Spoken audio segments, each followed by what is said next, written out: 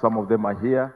During the closure of the two-day annual coordination meeting between the Office of the Directorate of Public Prosecutions and the Criminal Investigations Department, the Attorney General Chiriwa Chwanuka proposed the court stop acquitting offenders on account of having been tortured. Let's assume that the court actually finds this person was tortured. Then the court says, you are acquitted of murder because you are tortured. That's unconstitutional, absolutely unconstitutional. Under Section 7 of the Human Rights Enforcement Act of 2019, any proceedings in the main matter before the Magistrates Court shall immediately be stayed and the court first determine the human rights. A magistrate presiding over proceedings referred to in subsection 1 may stay the proceedings until the reference is determined and may, in case of a criminal trial, grant bail to the accused person.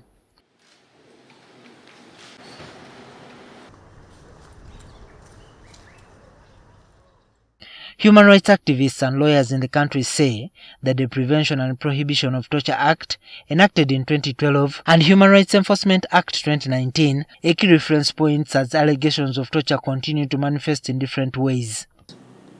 When you torture someone, or when someone raises an allegation of torture, it would be in the interest of the state to have this matter so that he doesn't use it as a defense, because that means that your case will be weak if someone alleges torture. So the issue of acquittal should really not come up, but the issue of a fair hearing also to those whose acts have been allegedly committed to should be enforced.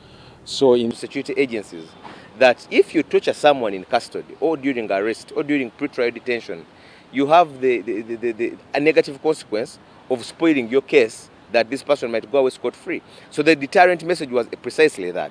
The activists disagree with the Attorney General's opinion, saying more efforts should be put towards sensitizing the law enforcers against the use of torture as a way of getting confessions from suspects.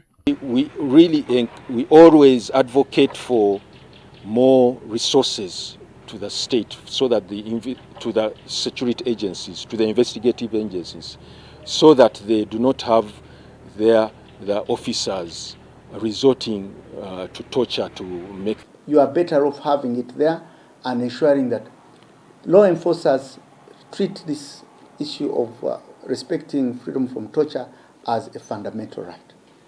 These argue that under Article 44 of the Constitution of Uganda calls for prohibition of derogation from particular human rights and freedoms, including freedom from torture and cruel, inhuman or degrading treatment or punishment, among other rights. And we've not even seen this law achieve its full efficacy, even in the times it has been around, because we've seen an increase in torture cases.